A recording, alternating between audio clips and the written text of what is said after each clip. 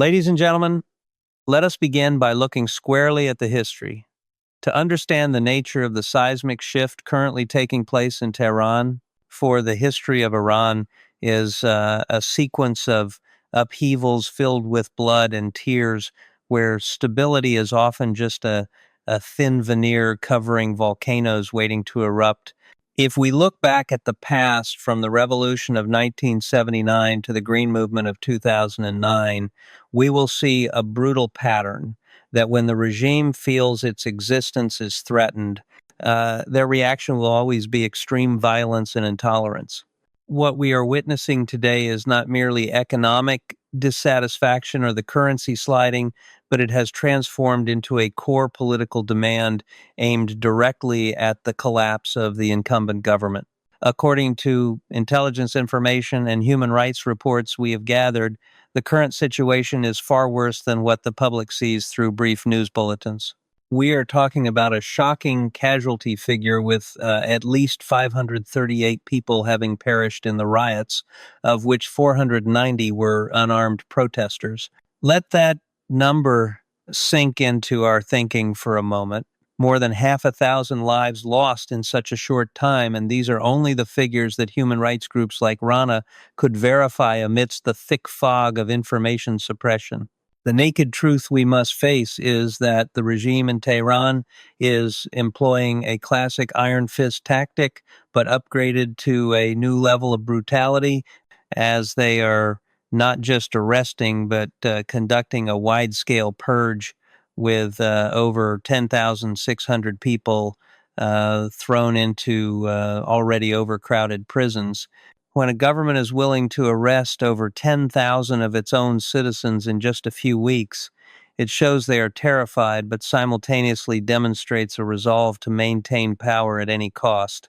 The complete severance of the internet nationwide last Thursday was not merely a measure of information censorship, but through the eyes of a longtime intelligence officer, I affirm this is a military tactic to hide large-scale suppression actions. When the lights go out and screens go black, that is when the guns ring out, and the most atrocious acts are committed without witnesses. As reports from rights groups indicate, authorities use this information blackout to employ live ammunition and lethal force to disperse crowds.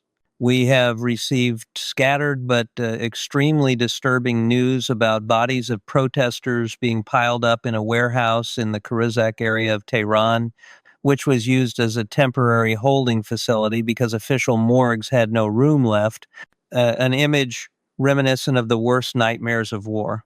When analyzing the moves of the United States and the reaction from Washington deeper, we must be extremely cautious and separate political rhetoric from strategic reality on the military chessboard. President Donald Trump has made very strong statements about being ready to intervene, even using the word rescue regarding protesters and threatening action if the Iranian government continues to kill civilians. However, in the Situation Room, we must ask what such an intervention would look like and what price must be paid. His team is reviewing options, including military strikes, using secret cyber weapons, expanding sanctions, and providing online support to anti-government sources. But we must not be naive, as any direct military action at this moment could ignite a conflict spreading across the Middle East. The Iranian side, through Parliament Speaker Mohammad Bagher Ghalibaf, has warned very clearly that if Washington attacks, then not only Israel but all American military bases and ships in the region will become legitimate targets. This is not an empty threat because we know their missile capabilities and proxy networks in the region are real, and a small miscalculation could drag us into a quagmire with no exit. Let us look into the internal affairs of Iran to see clearly the shakiness, but also the extreme danger of the current regime, as President Masoud Pezeshkian and the leadership apparatus are trying to frame these protests as being pulled by hostile foreign forces, specifically the United States and Israel. They call protesters urban terrorists and accuse them of destroying public property as well as threatening national security. The administration declaring 3 days of national mourning for security force members killed is a psychological blow to solidify the support of the core group and create a pretext for even stronger measures. The Iranian Attorney General has even issued a chilling warning that those who participate in or help protesters could be charged as an enemy of God, a crime carrying the death penalty. This shows they are ready to legalize mass executions to extinguish the flame of resistance.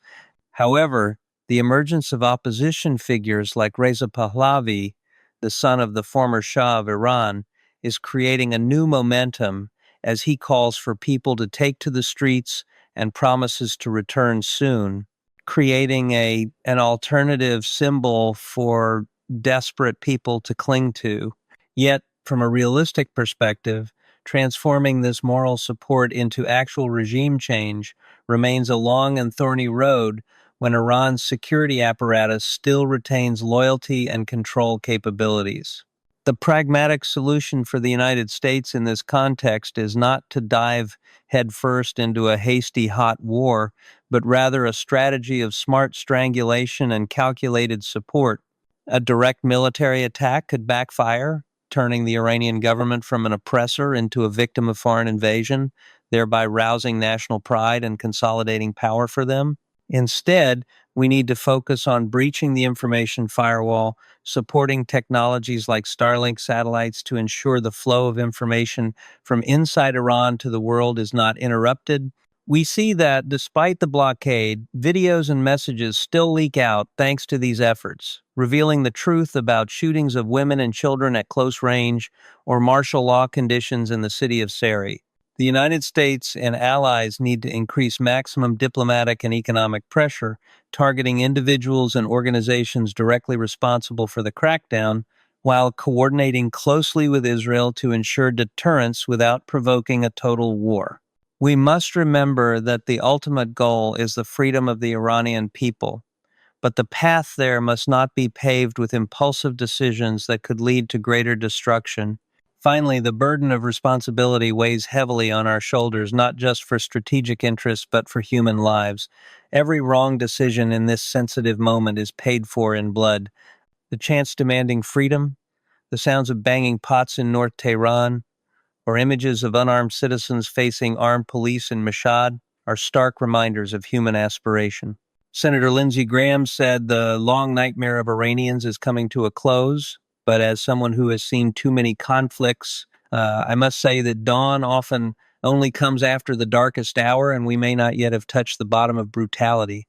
The responsibility of a superpower is not to sow false hopes without the ability to protect those who dare to stand up for them.